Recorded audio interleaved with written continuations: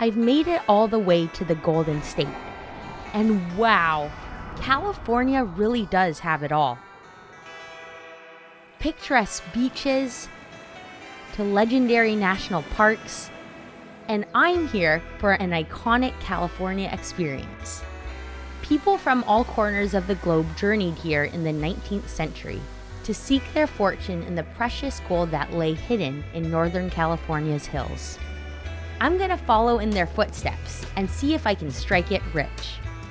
Our destination is the very place where the spark of gold fever was first ignited in 1848. The historic gold rush town of Coloma, about an hour east of Sacramento.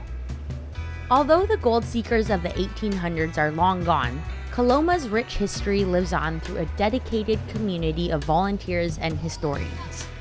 The history comes alive as you walk through the many interactive exhibits.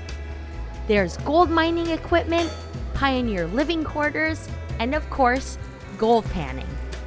Coloma is also distinguished for its world-class whitewater tours, and we're about to experience them firsthand.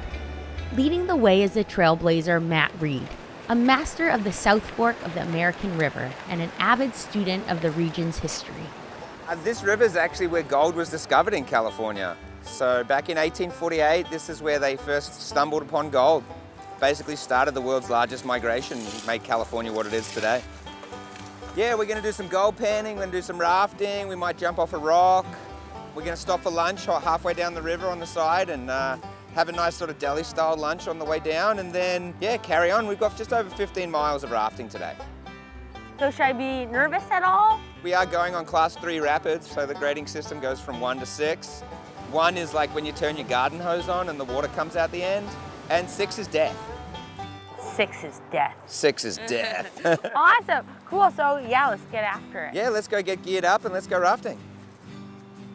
With Matt at the helm, we're ready to put our abilities to the test. The team effort involved in rafting is essential, as one weak link can cause everyone to fail. Following Matt's instruction is crucial. He mentioned there's a monster wave later on in the gorge, and if we're not prepared, we could capsize. But I'm not planning on going down today.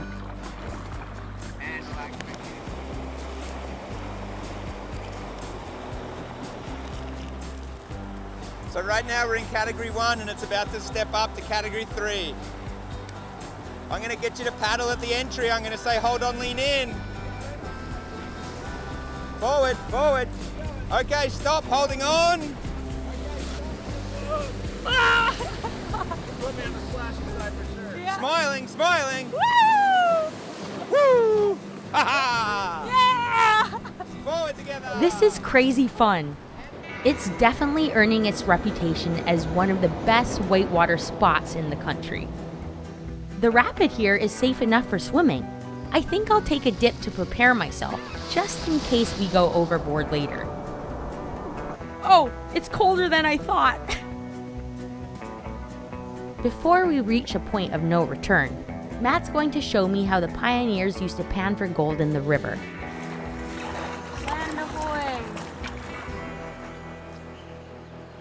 Oh, cool, let's get rich. All right, let's get rich with gold. How about that? So here, I've got some material in this pan here for you. Basically, when we're collecting our material, we're looking for the inside bend of the river. We always want to get to the inside. The fastest moving water's on the outside of the bend. The slowest moving water's on the inside, which means that when the gold does travel down the river, as soon as it hits this slow moving water, it sinks to the bottom. What you want to be doing is just sort of in and out like so, and allowing, you can see all this light material going into the water here, and all the heavier stuff is getting caught in this riffle. So we're going to shake it down and then rinse and repeat. Gold mining is not a high adrenaline sport. So all this black sand is iron pyrite, and it's the next heaviest thing to gold in this river. So where you're finding this black sand, you're going to be finding gold. So you can imagine in the 1800s, this entire river is lined for every mile we've had so far. About every 30 feet, there'd be another dude doing this. I bet, do you think there were a lot of fights? I bet you there was thousands of fights. There were probably fights every day. I mean, let's say I had my gold claim here, and then Juan comes over and he says, hey, I like the look of that gold claim, and I'm like, no, it's mine, and he says, I have a bigger gun than you. I say, right, it's yours. Well, no luck with the gold today. Back to the river. As they say on the South Fork, it's all fun and games until you're in the gorge. The river is getting rough now. It may just be the frothing, raging white water and huge rocks around the corner, but it sure feels like we're getting close to the monster wave.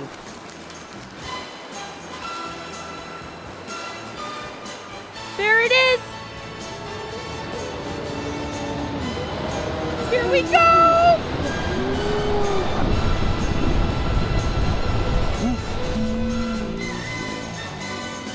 Holy smokes! I can't believe we made it. By stepping into the unknown and pushing through the uncertainty around each bend of the river, Coloma can bring the inner trailblazer out of anyone.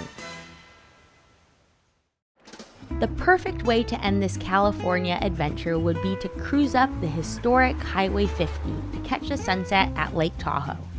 On the way, I know a great place to pick up some snacks. Just 20 minutes up the road from Coloma is the beloved Apple Hill, tourism hub of El Dorado County, attracting visitors far and wide. You can find anything from fresh produce markets to bakeries, apple wineries, and even breweries. They even have Christmas trees and a pumpkin patch. There weren't a lot of pumpkin patches where I grew up in the cold tundras of Alaska. I have to check this out. I love visiting places off the beaten path, where I can find a moment of calm and peacefulness, and forget about the chaos of regular life just for a bit.